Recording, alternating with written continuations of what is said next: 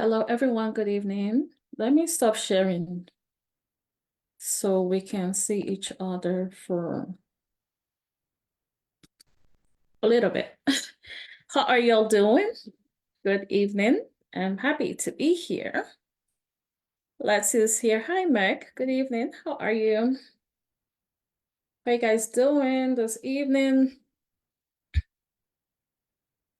How are you? Good evening.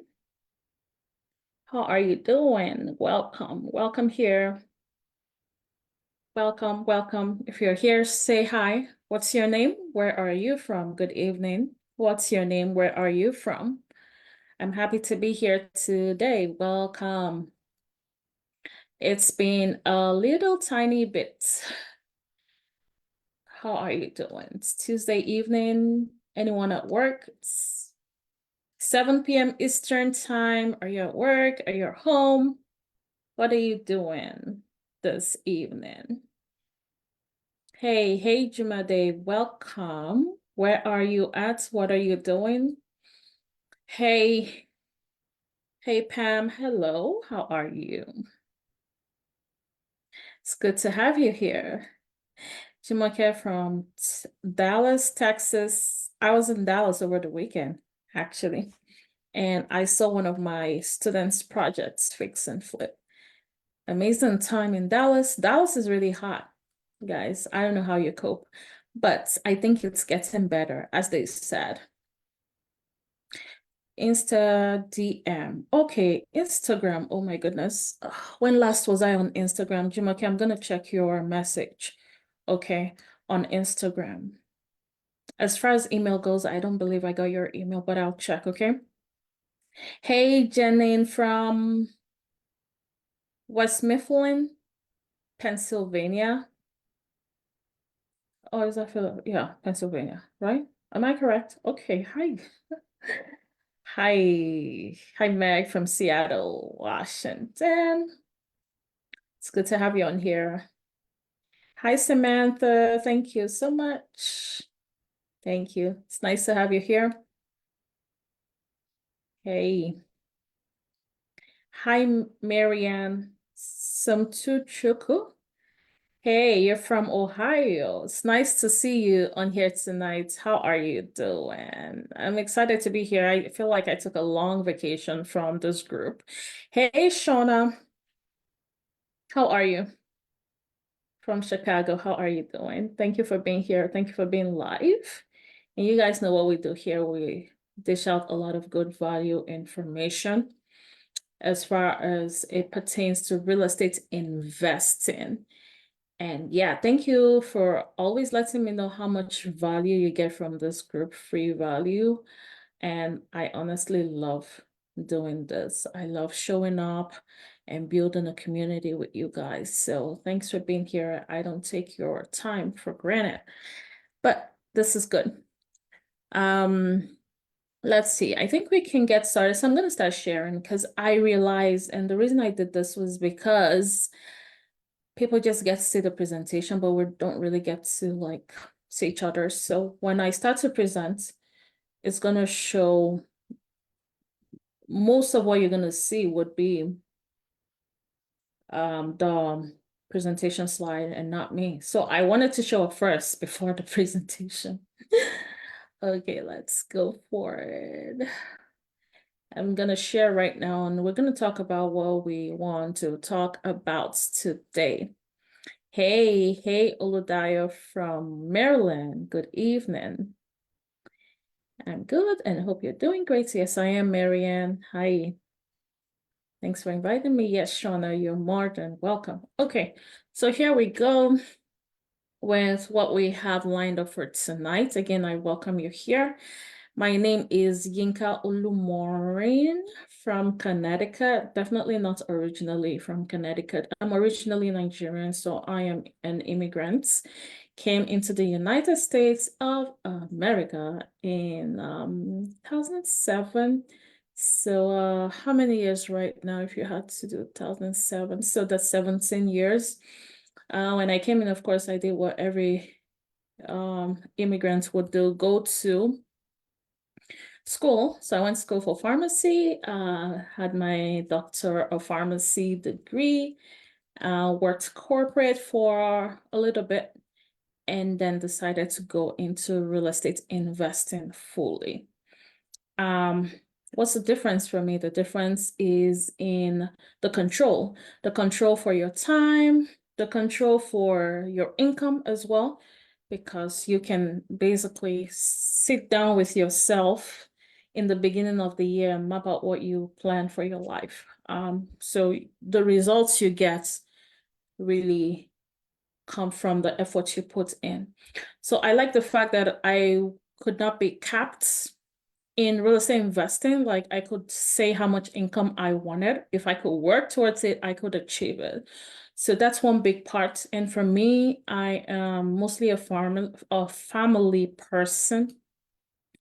I have 2 kids. I have how old are they right now? 7 and 9. Yeah.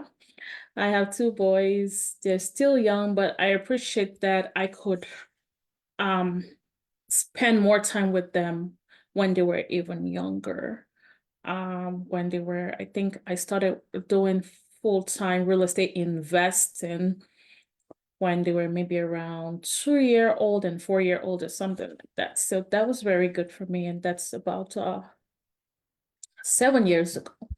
So that is very good for me, and I love it. And that's the only reason I can talk about it, because I see the difference. I know what it was like when I was on the 9 to 5, and I know what it is like right now, being able to determine your own future, right, by what you do today, and having the knowledge and the ability to do what you can, right? So welcome on board, Yinka Mori again. So done a couple of deals over 50, from wholesaling to lease options to fix and flips, rentals, long-term rentals, short-term rentals, multifamily, new constructions. And earlier in our business, we're able to move into 7 figures faster than most. And that was around 36 months. I do this not by myself, but I do this with my husband, Dari. He's currently a licensed builder, and he does anything construction related, helps our students with construction questions, help with scope of work, help on the projects, looking over their projects and providing good advice, and helping with resources and whatever help they need. So I'm excited to be here as always. Please introduce yourself in the comments. If you're just joining us, tell us where you're from. I'm going to look at the comments again and see if there's anyone new here. Okay. I haven't seen any additional comments, but if I see a comment, I'm going to recognize you. Welcome, and thank you for being here. So tonight we will be talking about 11 ways to fund a flip. Okay. 11 ways to fund a flip. And you guys always have questions on funding. Funding seems to be a biggie for many people.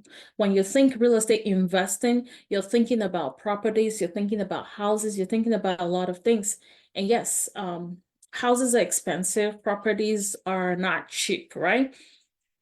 But there is a way to still do this, right? So if you still think funding is your biggest issue to getting started in real estate investing, then you don't know a lot of things, okay? And it's okay. That's why we have this learning platform. So I started real estate investing with little to no money, and that's why I am so passionate about spreading the word. Not just letting you know that it is possible, but also sharing the hows. How do we do that? How can that happen? Make it make sense kind of scenario. So I love to share the hows as well. So let's dive right into it. If you're just joining us, you're welcome. Please introduce yourself in the comments as we proceed. And I'm going to do one more check on the comments. Okay, so I'm going to go ahead and talk about the number 1 way. So this way is the way that a lot of you guys are thinking you need to fund a property, right? So you're thinking you need a traditional mortgage, Maybe you have a mortgage broker who says you need to apply for a mortgage. So put in your application. Let's see your tax returns. Where are you at with your FICO score or your credit score? What's your debt to income ratio looking like? So you need strong financials for a traditional mortgage, right? And also a property like this, where you're talking about fixing to live in, right? It has to be, if you're using a traditional mortgage, that means you actually have to live in the property if that's what you want to do. So you're applying traditionally, putting down your 20%, you live in it, you put some work into it, right? So you need a lot of things. So you need your 20% down, you need that strong low debt to income ratio. You need a strong income, definitely you need strong, good credit. And you might want to be ready to pay for your renovation out of pocket, right? And because this is a long-term mortgage, usually they are 30-year amortization mortgages. If you're looking to flip or fix up this property, make it look like this and sell it, usually that happens within a short period of time. So within a year, within 6 months, or less than 6 months. That's how long it takes to do this. Hi, Fumi from Boston, welcome. So that's how long it takes to actually get a property like this ready, or 4 months in and out. You buy, you sell, you buy, you fix up, you put it back on the market to sell, and you make your income, right? So you buy for low, put some work into it, and you sell. For instance, let's just use random numbers. You buy a property for 100,000, you put in 50,000, you're selling for 250,000, for example, right? So that's the flip scenario. So if we're doing that on a 30-year amortized mortgage, usually you have prepayment penalties. So usually you have like a five year or a 3-year prepayment penalty. So if you're selling the first year and it's a 5-year prepayment penalty mortgage, that means if you sell within a year, you're paying 5 points, and 5 points means 5%. That's how much prepayment penalty you can pay. 5% of the total loan amount. That's a lot, right? So you can kind of see that this might not be the best kind of loan for this kind of situation. And also the fact that the property has to be in a livable condition to be able to qualify for this mortgage. If you're buying a completely rundown property, you are likely not going to qualify for a traditional mortgage on it. So that limits you a lot. Yes, it might work. If you're living in it, you do a little bit of fixing up here and there, and then you sell, you got to move out. So you got to move every now and then. But maybe that's not what you want your business to be about you moving from one house to another. So it is an option, but maybe not the best. And then the other option is just like it, the Federal Housing Administration loan, FHA loan. It's government insured. It's also called the first-time home buyer loan. Okay, for first-time home buyers. If you are a first-time home buyer, you haven't bought a property in your own name before, then you will likely qualify for an FHA mortgage or a Federal Housing Administration mortgage. Okay, the down payment, the good thing about this mortgage is the down payment is as low as 3.5%. down payment, and that's why a lot of people are attracted to it. Sometimes or often you actually see low interest rates, so they try as much as possible on the interest rate side of things, but it's still going to be on the prevailing market rates, right? But they try to get you the lowest interest rate possible. Okay, but the downside on this is the PMIs, also called private mortgage insurance. So because you're bringing a low down payment of like 3.5% down, you have to pay for a private mortgage insurance. So aside paying your monthly mortgage amount, there's an additional amount you're going to pay every month, which is the private mortgage insurance. Split into the premium for the whole year, split into 12, and you pay that little chunk every month because you opted for low down payments. With a low down payment, of course, your monthly payments will be higher than someone who brings a bigger chunk down payments, right? But then you now add this private mortgage insurance on top of it. So you're not only paying insurance for the property, you're also paying insurance because additional insurance, a private insurance for that mortgage to insure that mortgage because you don't have a lot of skin in the game like other people do, right? So that's the whole gist about, or the ballpark gist about FHA loans. So if you're fixing a property with this loan, you're living in it. You got to live in it at least for a year or two, right? And you're actually mandated to live in it. It is only an owner-occupied loan, right? So you gotta live in it. Okay. And you also have to have strong financials. You gotta have a good debt to income ratio, which means low debt to income ratio. That means you have lower debts to income. So higher income is always a good thing. And of course, your credit also plays a part in it. So if you were using this loan to get into a fix and flip, you are going to have to come up with out-of-pocket renovation costs. Okay. It's a long-term mortgage as well, so not so appropriate for a quick fix and flip. And also, the property needs to be in livable condition, even better than the conventional, because with FHA, they do FHA inspections. So you can't even have peeling paints. And imagine if you can't have peeling paints in a fix and flip property. Most flip properties need new paints. Okay, so that already rules out this loan, but it is a possibility. Let's say you wanted to, fix a few things and you got an amazing deal off market and you just wanted to put in your name and quickly flip and put that back. And there are risks associated with doing that, doing business in your name as opposed to an LLC, but we're not going to go into that because that's not what this is about. So it is possible that you find people trying to, or actually accomplishing a fix and flip project with an FHA loan, right? So that's one, but it's not the most ideal, right?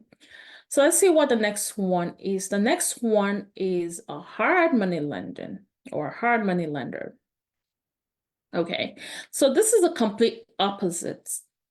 And from here, you can kind of see why we do a lot of hard money lending. So with the hard money lending, you fix and you live in it is not what we do, right? Like the conventional mortgage, you're not fixing. Actually, these loans are called non-owner occupied loans, right? If you're going to live in this property, you cannot qualify for this hard money loans because they're business only. They just want to see you make money, right? And if it's something that has to do with you personally, they don't really care and they will not fund it. So it is just not the right loan for you living on the property. So no, you should not live on the property. As far as financials go, you don't need to have a strong financial like you do with the other loan types, the traditional mortgages. Your debt to income ratio can be whack, can be like crazy, right? And you could still qualify, fine. As long as you hit that low threshold on the FICO or credit score, you are going to qualify for a hard money lender and they don't really care what's going on. Okay, so you don't need that debt to income ratio. You don't even need to be making money. As far as income goes, they don't care if you have a job or not, okay? They don't care if you have a job or not, okay? You don't have to pay out of pocket for renovations, right? you don't pay out of pocket for renovations like the conventional loans. They actually take care of renovations at 100%. They are not long-term mortgages, so there are no prepayment penalties. Okay. If you pay it off early, it's fine. They're not gonna penalize you for that.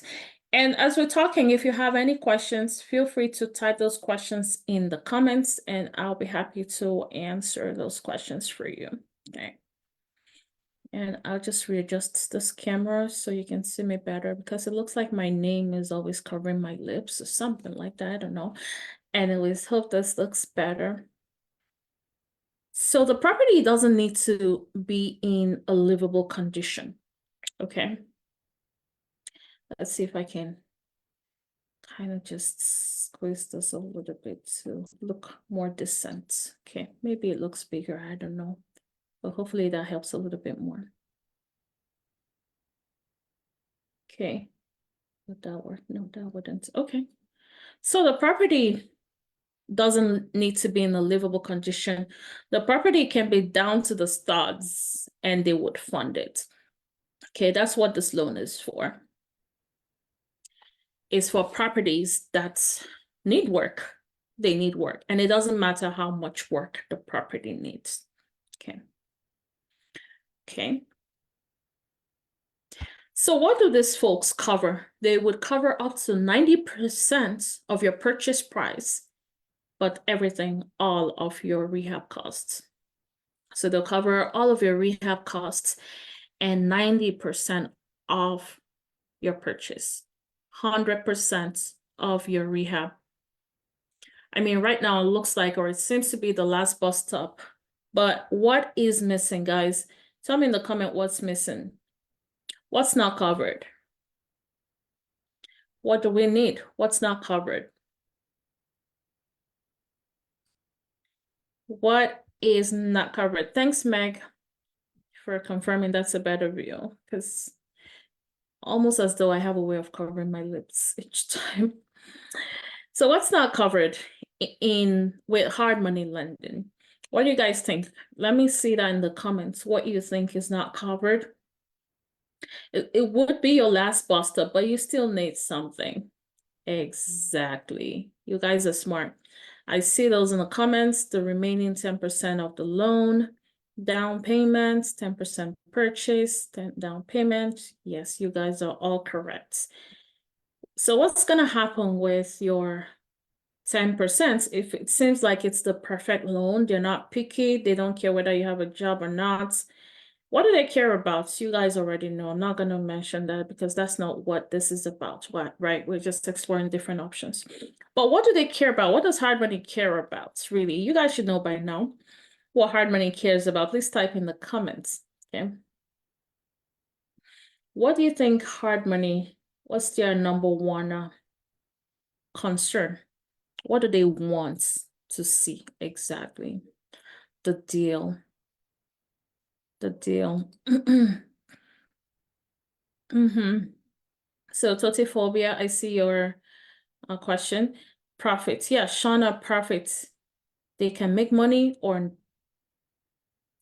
deal or no deal, right? If they can't make money, then there's no deal. They want to see the numbers, and that's why they're called assets based. The property itself, will it make money? So that's what they're interested in. However, there's that 10% that they're not covering because they want to see that you have some skin in the game or you're doing something yourself, because what stops you from running away or eloping before the project is over and you're like, I'm just stressed out, I'm not doing this anymore. The hard money can go to hell, right?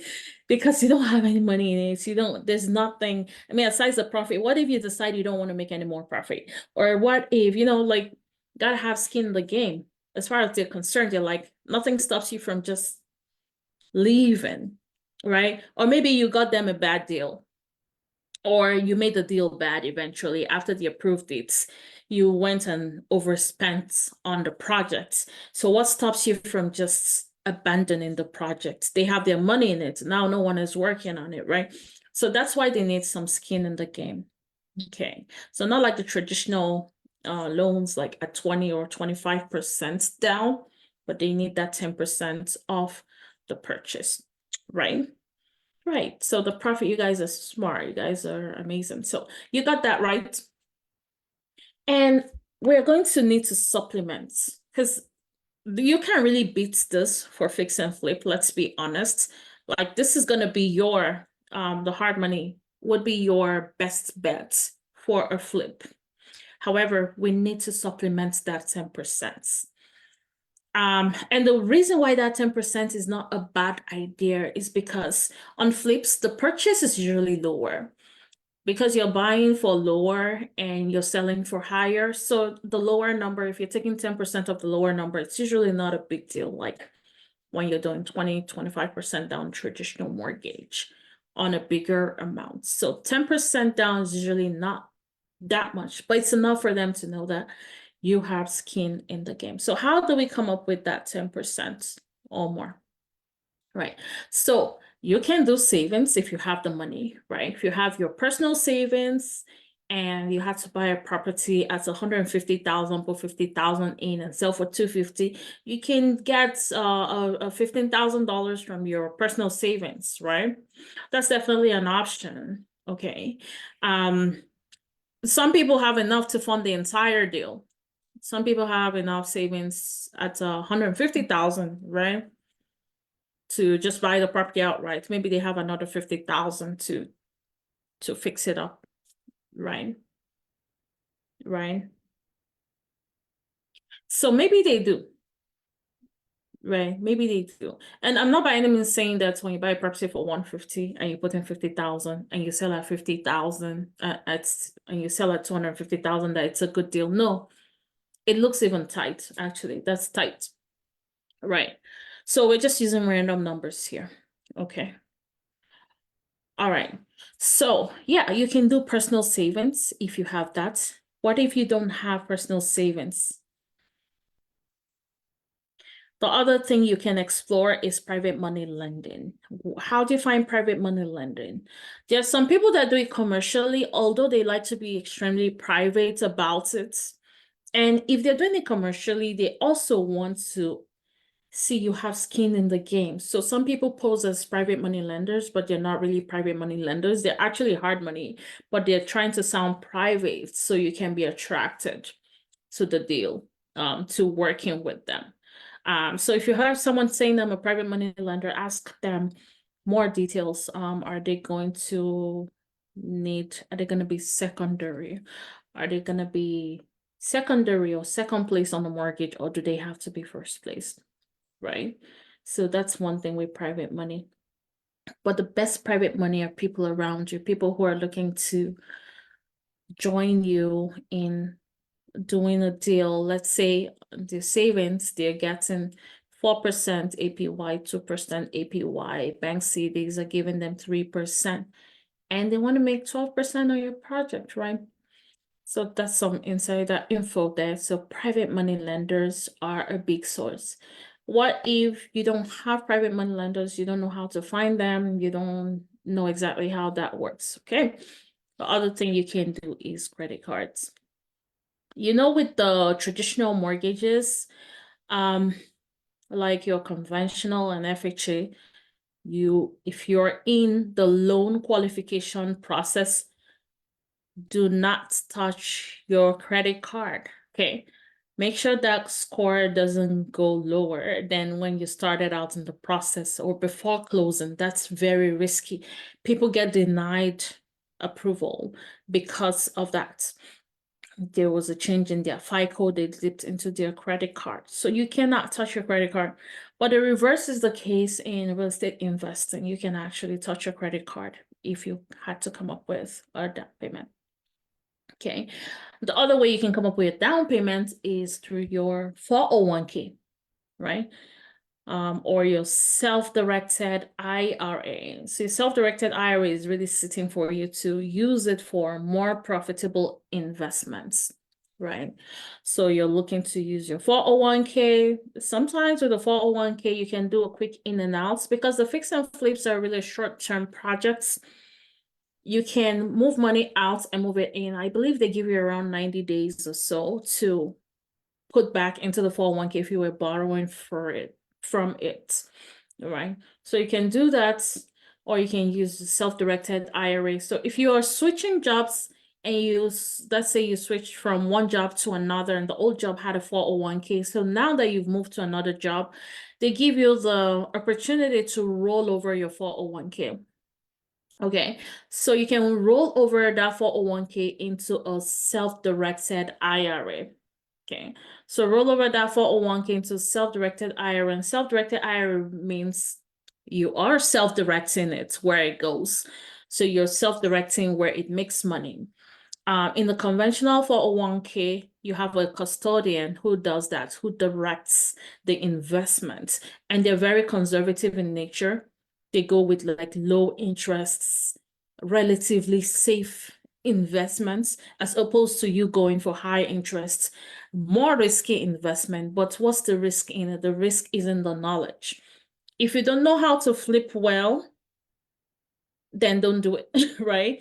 If you don't know how to put your numbers together, if you don't know how to analyze a flip, if you don't know how to vet the right contractors, if you don't have that information, you have no business doing a flip project. The only time you should go in there and do a flip project and do an awesome job at it is if you have the right knowledge and the right resources, the right information to do it and to be able to come out successful at that flip. Okay, so you are self-directing, having better knowledge and information on how to use that on your fix and flip projects. Okay, so that's number 7. Number 8, HELOC. And that stands for Home Equity Line of Credit.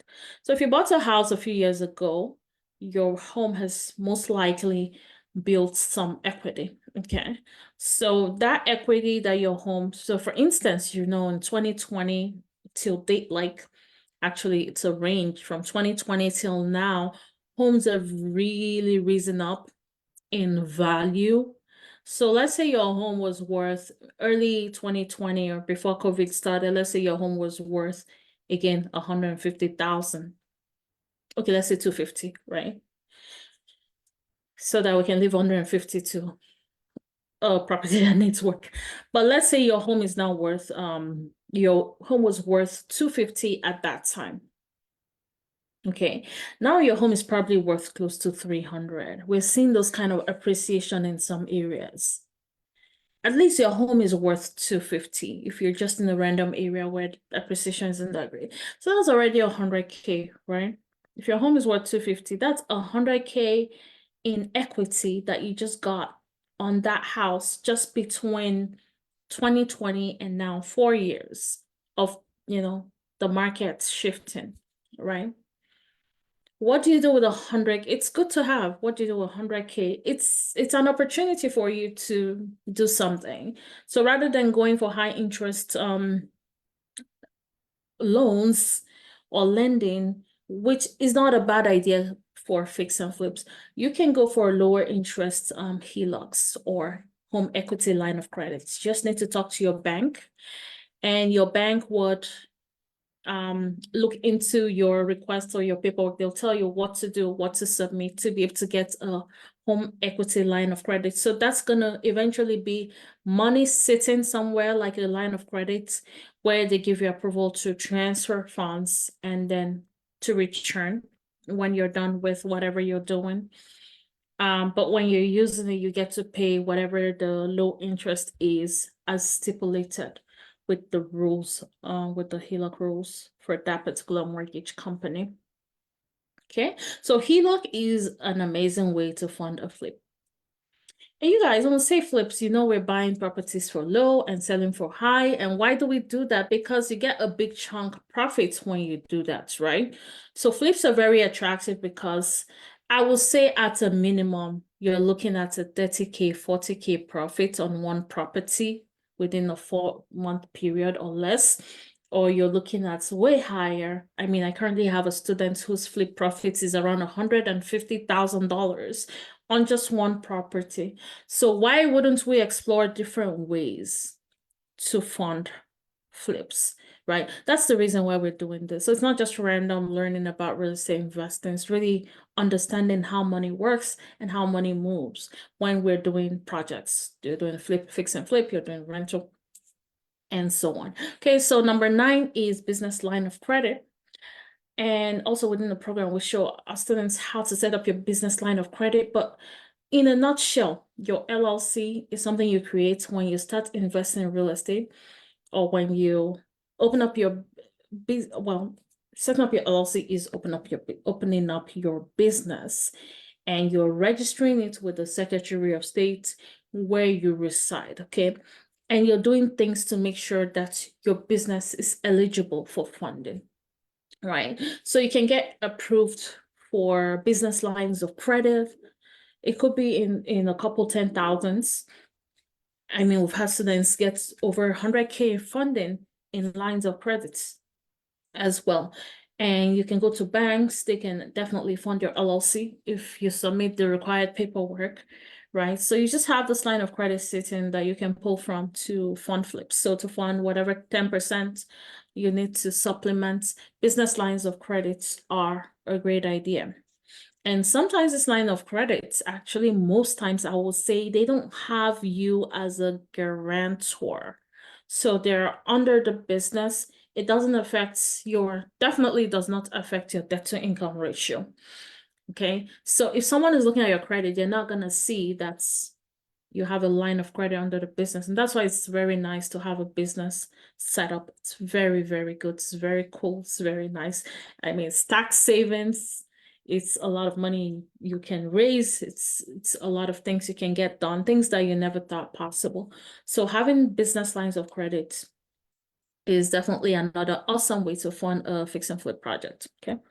And then number 10, we have partnerships. Okay, so let's say you tried everything and that didn't work out. That's highly unlikely, but let's say that did happen.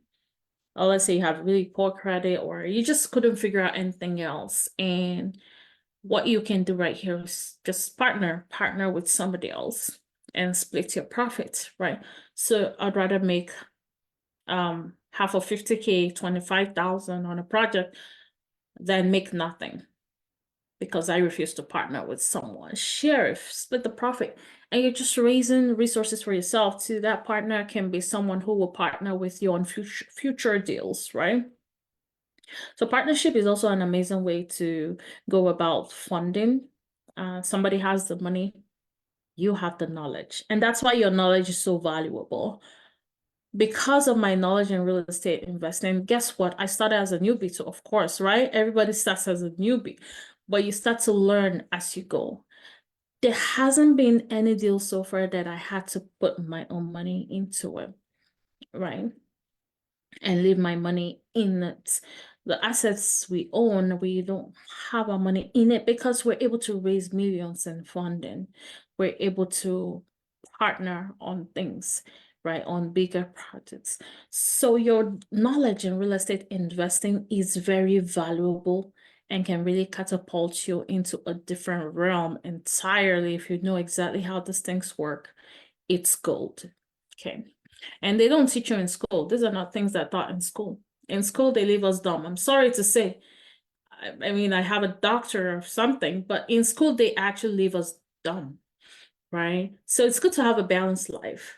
If you're corporate, try to see what else is going on out there where you can actually live a life that's bigger than what you imagine, because it's definitely more than going to school, getting a job, working for someone, maybe feeling miserable, and then trying to switch to a better job, maybe a better paying job. No matter how better paying it is, you cannot have 40 hours a week off. You cannot determine whether to show up on a job or not. You are limited. Your salary is not unlimited either. You're capped. There's a certain amount you cannot go over.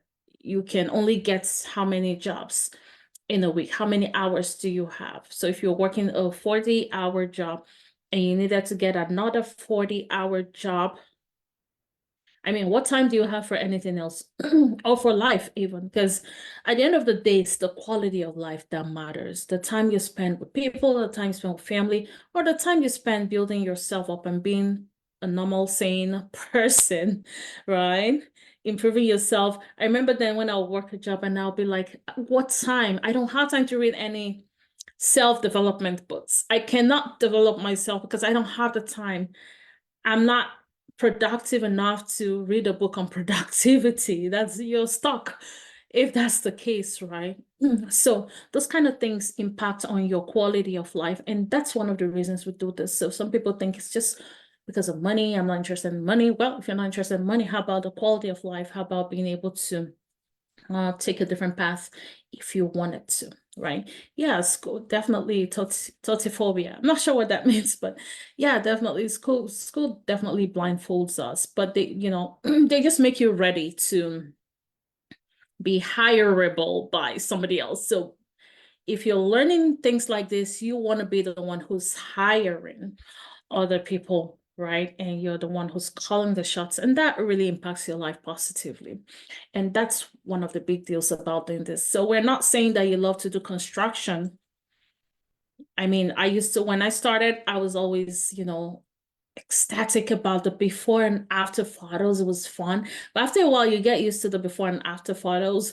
Nothing really looks new anymore, but you keep doing because of what it does to your quality of life, right? You keep doing that, you keep building equity, you keep having properties because you see that it's transforming your life. So, difference between passion and business. So what you're passionate about doesn't have to be what your business, your line of business. Your line of business needs to be something that gives you the best return on investment, the best return on your time investments, on your money investment, right? And you can still have a passion on the side. Your passion doesn't have to make you money, as far as I'm concerned. So going into this, I wouldn't say everybody here is passionate about real estate investing, but you become passionate about it because of the results you see, right? So I just wanted to chip that in when people are talking about passion and what you do. Of course, you shouldn't do something that you completely hate, right? But what makes us hate things is lack of knowledge. If you don't know how things work, you're gonna hate it. You're gonna hate the idea of losing money. You're gonna hate the idea of things going sour because of all the bad, horrible stories that you've heard, okay? Anyway, so back to what we're saying, we're talking about partnership. It is an amazing thing to do, and it helps you with that knowledge that you have to be able to partner with someone who doesn't have the knowledge but has the money, and you can do that deal together, implement it nicely, okay? Number 11, seller financing. Before I talk about seller financing, let me see what's so I think what's totiphobia. You need number 4 and 5, Jimothy. I'm gonna go over it in one moment. And you guys, I have an important announcement also after this, so don't go anywhere. We also have our resource for the day. How do you pay back if not selling, but turning the property to rental properties? So you need to watch the training on let me see, real estate. It's a training. I'm gonna reply with the link right now. I'm glad I could be flexible enough to do this. Okay, so totiphobia, I just replied you with that training. That training is going to show you exactly how we do that, okay? So if you are looking to hold properties and you're not looking to sell outright, definitely, that training is going to open your eyes to see exactly how we can have rental properties with no money in them, okay?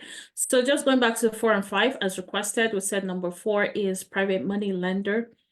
And oopsie, I'm sorry. Number 4 is your personal savings, and number 5 is private money. I think that's what you were asking. I'm just looking again. You can watch the replay after. Yes, fine. Okay, so we're gonna go back to number 11. What is seller financing? Seller financing, actually, let me ask you guys, because you guys are so smart here. Can you tell me what seller financing means? Can you type that in the comments? What is seller financing? Let me see what you guys think. What is seller financing? And it's just as the name says, right? Seller financing. How does that work? And we did seller financing in this group, so I feel like someone should be able to help us. So Janine says the seller offers a payment plan to the buyer. Okay, that's actually a good one. Payment plan. So when you say payment plan, would that be like monthly payments or would that be lump sum? Like, let's split it into 5 payments, or if you can clarify what that means. Oludaya says seller still holds the loan, but you pay the mortgage.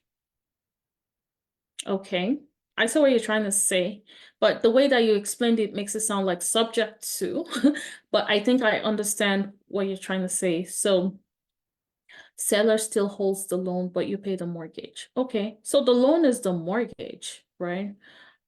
So here seller, the seller is holding the mortgage, really. Monthly payments over a 30-year term. Okay, Shauna.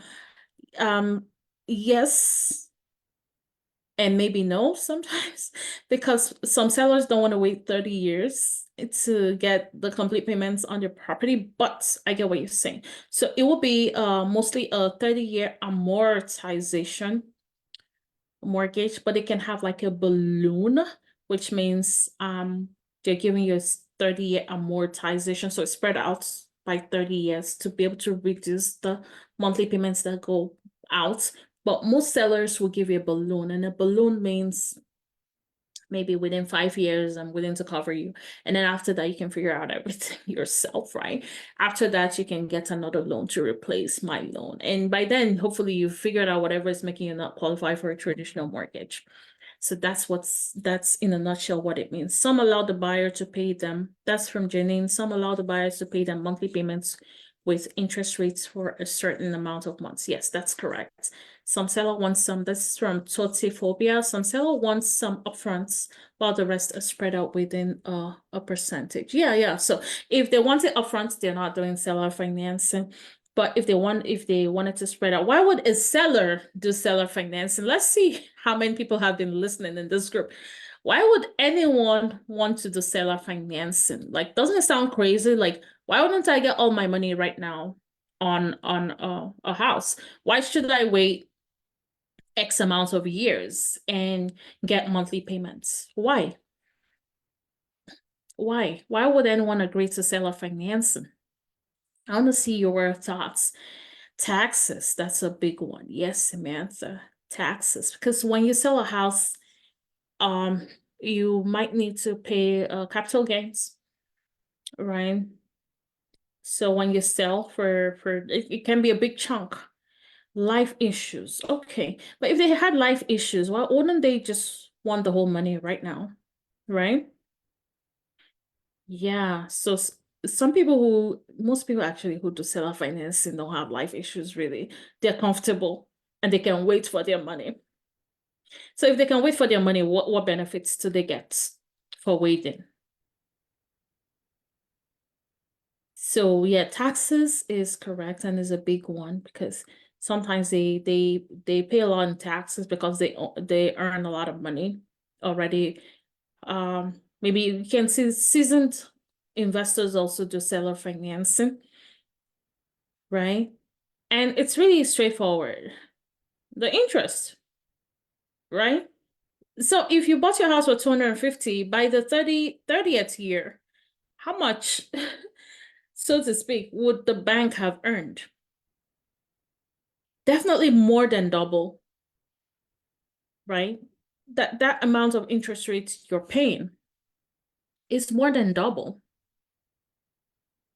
right? So if we pulled an amortization calendar or schedule, and I wish I didn't have to go out, but let's see if you guys can actually see this. So I'm gonna share. Let's see, can I share another screen? Let me see if I can share something else. I'm gonna stop the share and I'm gonna share an amortization table with you guys to see how much interest people can earn. Not the desktop, but this one. Okay, so the share is coming up in a moment. Can you guys see what I'm sharing right now? Can you see my amortization calendar? Can you see it? Okay, cool. Oh no, it does. Okay, this is what I'm trying to share. So let's say 250, right? So you bought a house with 250 years back and your loan term is 30 years. Okay. And let's say 6%. Right now, the banks are between 7 to 9%. Okay, let's say you're buying it right now. Let's say 7%, the minimum interest rates at this time. All right, so you guys can see right here how much is paid in interest. This is just a 15, let me see, calculate. Okay, good. And this is a monthly schedule. So let's go to annual. Oh no, 250,000. That's why. 250,000. How much is that? Let's calculate. Okay. So monthly pay. So by the end of 30 years, you've paid this amount in total payments. Remember your initial mortgage, the amount you borrowed is actually 250,000, right? So the amount you borrowed is 250,000. And you've paid almost 600,000 by the 30th year, by the time that loan is paid off. So you see why people can be attracted. In the beginning, they make sure you're paying a lot, right? So monthly schedule in the beginning, your principal, the only amount you're paying towards the loan to pay it down is very small amounts every month. If your monthly payment is 1,663, in the first month you pay 1,458 in interest, and you have a little amount going to principal. For the first couple years, you're having very tiny amounts going into the actual loan. That's why it takes forever for loans to be paid off. And imagine, okay, you had this. By the 5th year, a seller is doing a balloon payment. By the 5th year, you see how you're still only paying like close to 300, 200, 300. You only started to gain a little tiny chunk here of equity, 300. You just got into 300 and the seller says it's over. They've earned all this interests. They've earned all this in interest by the 5th year. So tell me why you think that people might not want to do seller financing. Does that make sense? Does it make sense why anybody that knows real estate investing would be interested in seller financing? Yeah, so this is usually savvy investors who can wait. I will wait to make 3 times the money. I'll wait to make 2 times the money. I'll wait to earn 350K on this house, even though I want to sell it for 250 right now.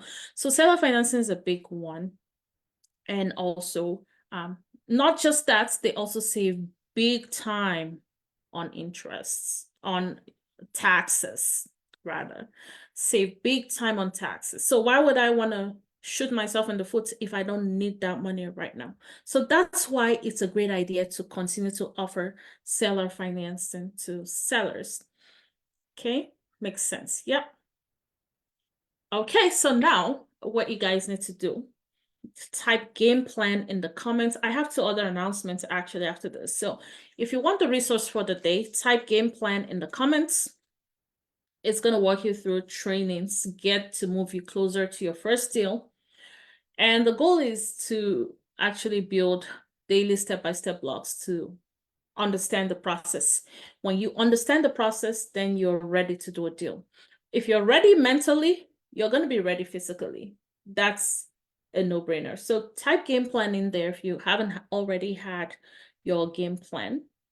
And also, when you type, Meg is going to respond to you later on. Make sure you DM her, because the thing with Facebook right now is they're restricting a lot of people from messaging. So when people message you, especially if they're not your friends, it's going to go into a spam folder that's so hard to find. So maybe she's been sending you resources and you've not been getting them. It's because you haven't, you know, done what she asked you to do. So type game plan in there. And then, of course, inner circle. Type inner circle in the comments. What is inner circle? Many of you have asked and you're confused about it. I actually still got a question about inner circle today. Okay. The inner circle are the people who are being coached directly by me and Dari. If you're in the inner circle, you will know, okay?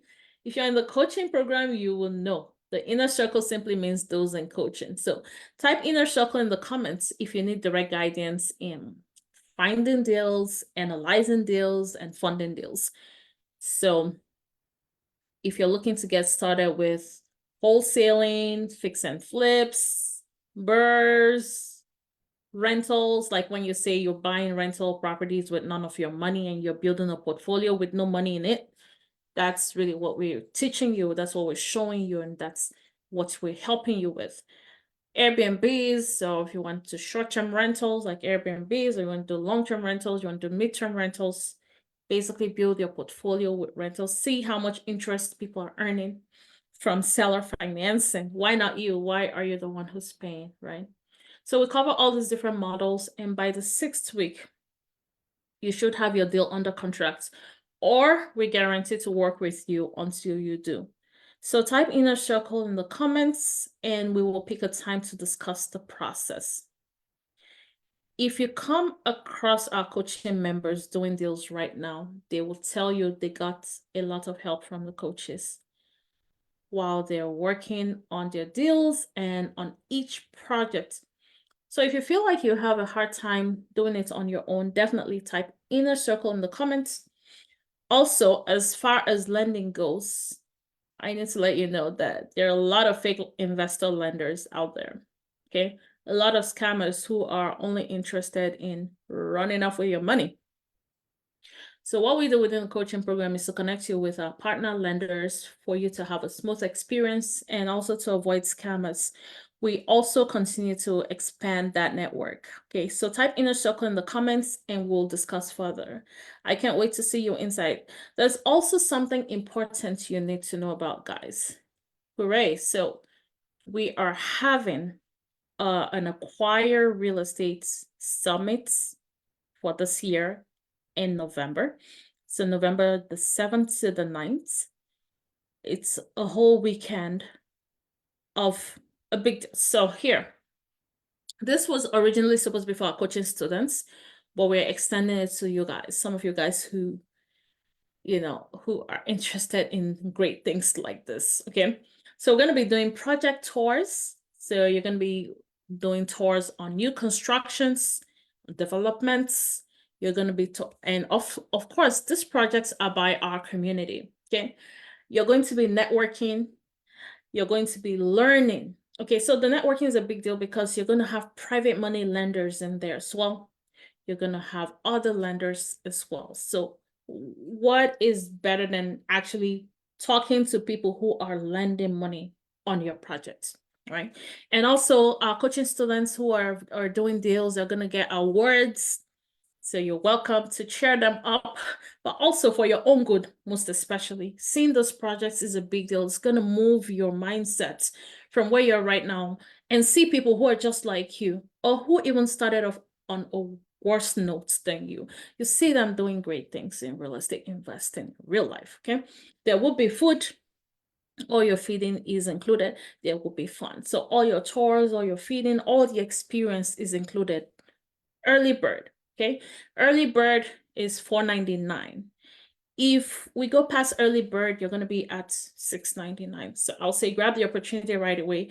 If Meg can put that link in the comments, we can only accommodate 100 folks on this one. We have over 100 folks in coaching.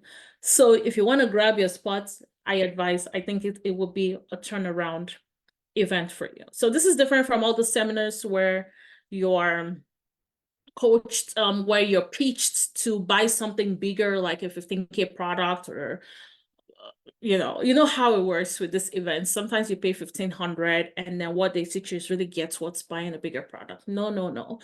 This is going to be pure nuggets, pure learning, pure results. You're going to see the results for yourself as well. And you're also going to build a circle of people who are doing the same thing by talking to real people who are working on these projects. They are not some high profile people, okay? So people like you and me who are doing great things in the world of real estate investing, okay? So we're only doing 100 people, so definitely go ahead and register. The link is in the comments.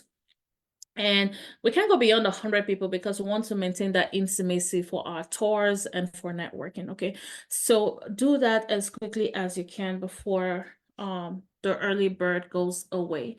And I'll see you guys on the next one. Thanks for hanging out with me tonight. I had fun. I'm glad you guys are all here. Have a great one, and I'll see you next week on the next live. Bye, guys.